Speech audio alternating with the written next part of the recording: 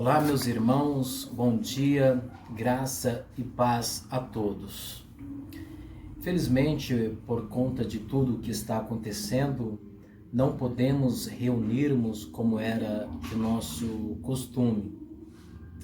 Contudo, a tecnologia tem disponibilizado ferramentas como esta, que de uma certa forma minimiza este distanciamento até o momento de voltarmos à nossa rotina. Antes de qualquer coisa, eu quero convidá-los para fazermos uma breve oração e depois estudarmos a respeito da palavra do Senhor. Senhor querido, neste momento quero te agradecer por este dia, como também te pedir a tua iluminação para a compreensão da tua revelada e inspirada palavra. Amém. Graças a Deus. Meus irmãos, como é do conhecimento de todos, estamos em uma série de estudos em nossa EBD com o título Princípios Batistas. Hoje estaremos abordando um assunto extremamente importante, que é sobre a igreja, precisamente sobre a sua natureza. Ressaltamos a relevância desse estudo, pois a própria Bíblia, através de muitos textos, indicam a sua importância.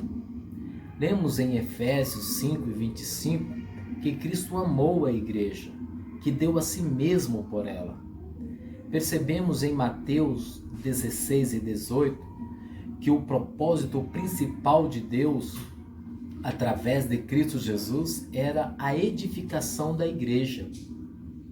Lemos também que um dos maiores erros que o apóstolo Paulo considerava era de ter perseguido a igreja do Senhor, e que após a sua conversão muito sofreu pela igreja.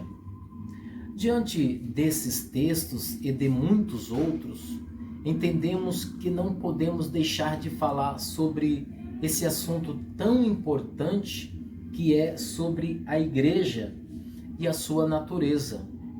Vejamos o que diz em nossa convenção, na parte dos princípios batistas, o tema da igreja a respeito da sua natureza. No Novo Testamento, o termo igreja é usado para designar o povo de Deus na sua totalidade, ou só uma assembleia local. A igreja é uma comunidade fraterna das pessoas redimidas por Cristo Jesus, divinamente chamadas, divinamente criadas e feitas uma só debaixo do governo soberano de Deus. A igreja, como uma entidade local, um organismo presidido pelo Espírito Santo, é uma fraternidade de crentes em Jesus Cristo que se batizaram e voluntariamente se uniram para o culto, estudo, a disciplina mútua, o serviço e a propagação do Evangelho no local da igreja e até os confins da terra. A igreja, no sentido lato, é a comunidade fraterna de pessoas redimidas por Cristo e tornadas uma só na família de Deus. A igreja, no sentido local, é a companhia fraterna de crentes batizados, voluntariamente unidos para o culto, desenvolvimento espiritual e serviço. Antes de discorrermos a respeito do tema proposto, acredito que seja interessante sabermos, antes de tudo, o que quer dizer natureza. Natureza é a essência ou condição própria de um ser. Natureza da igreja é aquilo que é inerente ao ser da igreja. A natureza da igreja é conhecida através de certas qualidades que constatamos existirem na própria igreja do Senhor Jesus. De certo modo, entendemos que natureza é aquilo que é inalienável de um ser, o que não pode ser tirado, o que faz parte do ser. Assim, temos de ver o que é a igreja através daquilo que é inseparável da igreja como igreja, baseado evidentemente, naquilo que temos como nossa regra de fé e prática, que é as Escrituras Sagradas. Estudarmos a respeito da natureza da igreja é tomar uma perspectiva correta de seu significado, a qual deve ser aplicada em nossa vida diária. Diante disso, irmãos, ao final deste breve estudo, devemos compreendermos que a igreja foi projetada e criada por Deus. É através da sua igreja que Deus proveu o alimento espiritual para o crente, como também o evangelho é proclamado e a sua vontade progride a cada geração. Sendo assim, procuraremos entender o que é a igreja, qual a sua definição. Podemos dizer que hoje o termo igreja comporta vários significados dos mais variados possíveis. Refere-se frequentemente a uma estrutura arquitetônica onde os crentes se reúnem, né? Pode indicar o nome de uma determinada denominação, pode indicar um grupo religioso regional ou nacional, como por exemplo, a Igreja do Brasil está crescendo, entre outros significados que atribuem hoje à igreja. Talvez por conta desses múltiplos usos da palavra igreja, nos distanciamos do seu verdadeiro significado. O teólogo Millard Erickson, no seu livro Teologia Sistemática, explicando o esquivamento das pessoas de definir e explicar a essência de determinado objeto de estudo, ele diz que um dos fatos é que a geração pós-moderna tende a ser menos focalizada na argumentação e definição racionais e mais concentrada na experiência e nas emoções. Millard Erickson também menciona que, como instituição social, a igreja despertou o interesse dos que estudam as instituições sociais de diversos tipos. Contudo, ela é muito mais do que uma instituição social e, por isso, deve ser definida em termos que ultrapassem conceitos meramente sociológicos. Sendo assim, entendemos que o significado da igreja vai além das instituições e culturas. No famoso episódio entre Jesus e Pedro, em Mateus 16 e 18, Jesus disse: edificarei a minha igreja. Esta é a primeira entre mais de 100 referências do Novo Testamento que emprega a palavra grega primária para igreja, que no caso em grego é chamada de eclesia, composta com a preposição ek, fora de, e o verbo kaleo, chamar. Logo, eclesia denotava originalmente um grupo de cidadãos chamados e reunidos, visando um propósito específico. Segundo alguns estudiosos, esse termo já era conhecido desde o século V a.C., principalmente nos escritos de Heródoto, Xenofonte, Platão e Eurípides. Segundo eles, este conceito eclesia prevalecia especialmente na capital, Atenas, onde os líderes políticos eram convocados para uma assembleia constituinte aproximadamente umas 40 vezes por ano. Podemos ver que este mesmo uso secular do termo eclesia também aparece no Novo Testamento, no livro de Atos, no capítulo 19, versículos 32 e 41, referindo-se à turba enfurecida de cidadãos que se reuniu em Éfeso para protestar contra os efeitos do ministério do apóstolo Paulo. No entanto, resumidamente, podemos também dizer que a maioria das vezes que este termo eclesia aparece nas Escrituras, principalmente no Novo Testamento, tem uma aplicação mais sagrada e refere-se principalmente àqueles que tem chamado para fora do pecado e para dentro da comunhão do seu Filho Jesus Cristo, e que se tornaram concidadãos dos santos e da família de Deus. O teólogo Millard Erickson, também no seu livro Teologia Sistemática, após citar vários textos bíblicos, principalmente a respeito dos escritos do apóstolo Paulo, quando ele se referia aos crentes de determinadas cidades, como por exemplo a igreja em Corinto, a igreja na Galácia, como também a igreja que se encontrava em casas particulares, como no caso de Priscila e Áquila, Romanos 16:5, quando ele saúda a igreja que se reunia na casa deles, referindo-se a pessoas que aceitaram a mensagem de Jesus Cristo. Ele observa muito bem que a congregação específica ou grupo de crentes em um lugar determinado nunca é considerada somente uma parte ou um componente da igreja como um todo. A igreja não é a soma ou a combinação de grupos locais específicos, mas o todo é encontrado em cada lugar. Por isso que o apóstolo Paulo, assim como em aos Romanos 16:5 e 1 Coríntios 16:19, também em Colossenses 4:15, ele escreve: saudai os irmãos em Laodiceia e também Ninfa e a igreja que se reúne na casa deles.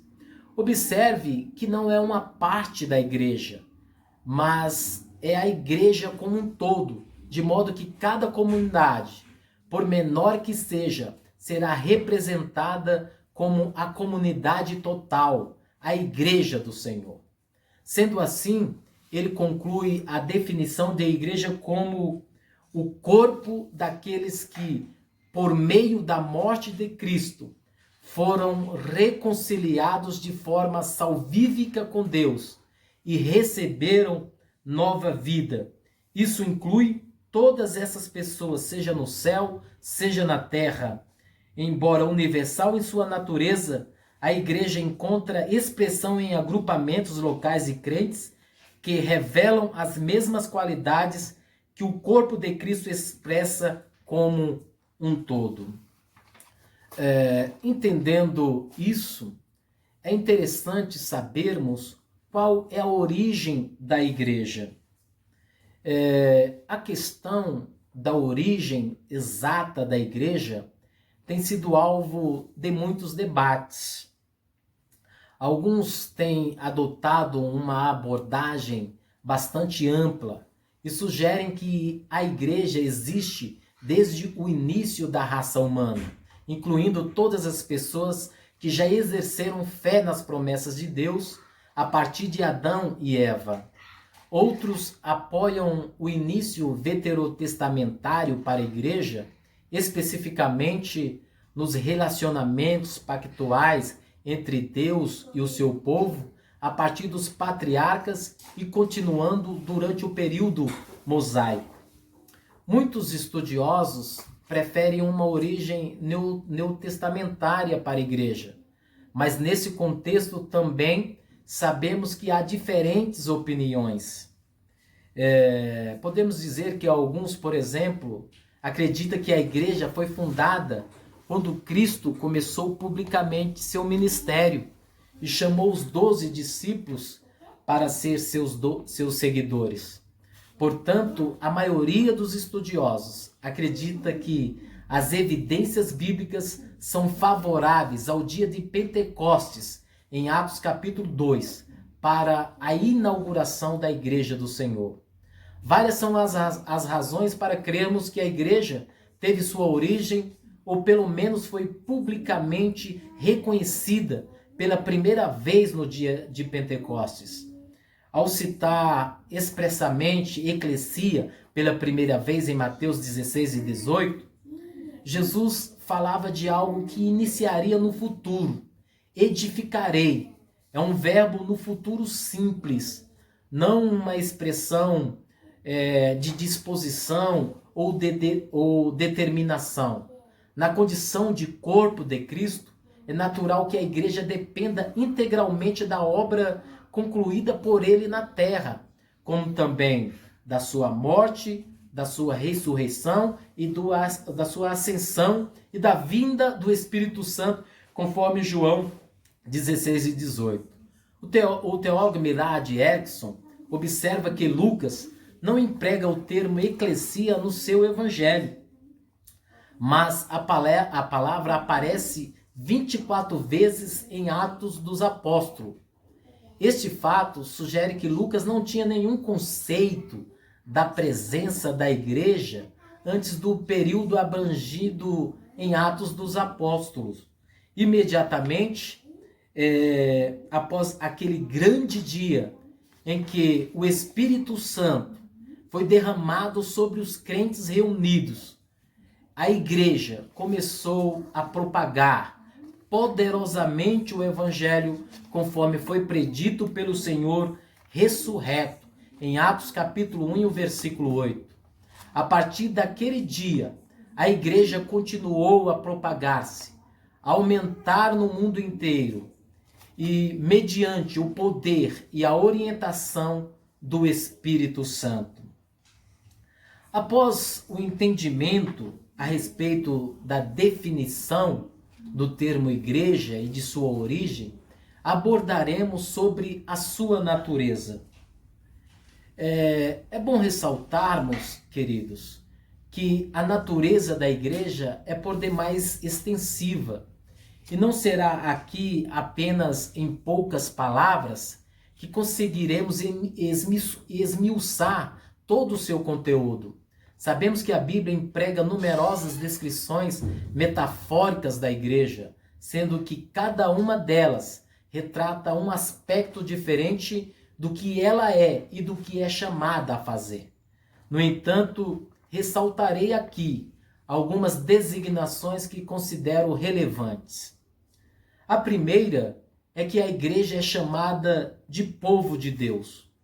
O apóstolo Paulo aproveita a descrição de Israel no Antigo Testamento, aplicando a igreja do Novo Testamento, quando declara: como Deus disse, neles habitarei, e entre eles andarei, e eu serei o seu Deus, e eles serão o meu povo. Podemos dizer que por toda a Bíblia, a igreja é retratada como o povo de Deus. Assim como no Antigo Testamento, Deus criou Israel a fim de ser um povo para si mesmo, também a igreja no Novo Testamento é a criação de Deus, o povo adquirido por ele, conforme 1 Pedro capítulo 2 e o versículo 9. Além de povo de Deus, a igreja também é chamada de corpo de Cristo, figura bíblica de suma importância para representar a igreja é o corpo de Cristo. Essa era uma expressão predileta do apóstolo Paulo, que frequentemente comparava os interrelacionamentos e funções dos membros da igreja como parte do corpo humano.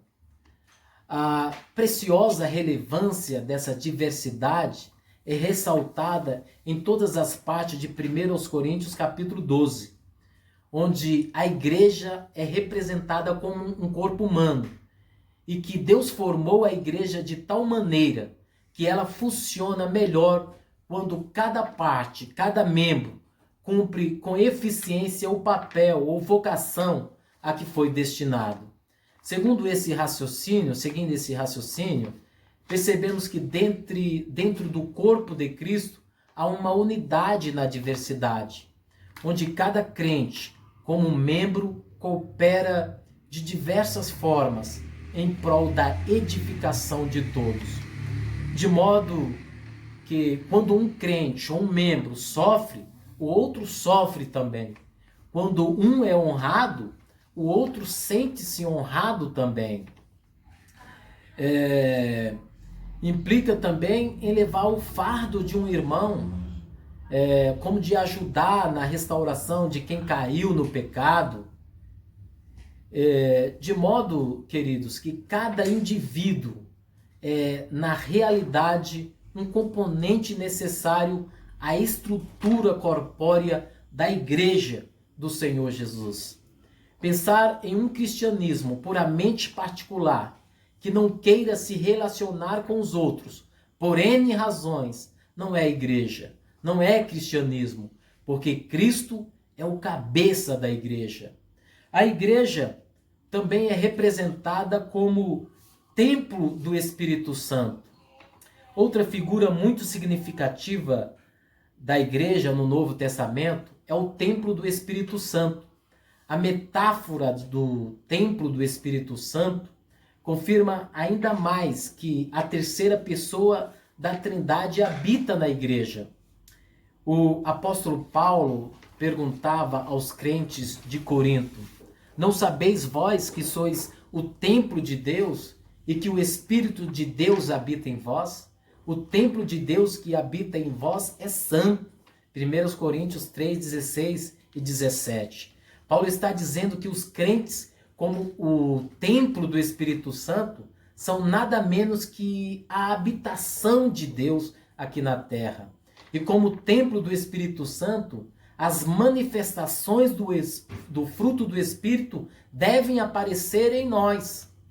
Enfim, queridos, sabemos que existem outras características da igreja, como, por exemplo, a sua unidade, a sua santidade, sua catolicidade, sua apostolicidade, como também a igreja invisível, a igreja visível.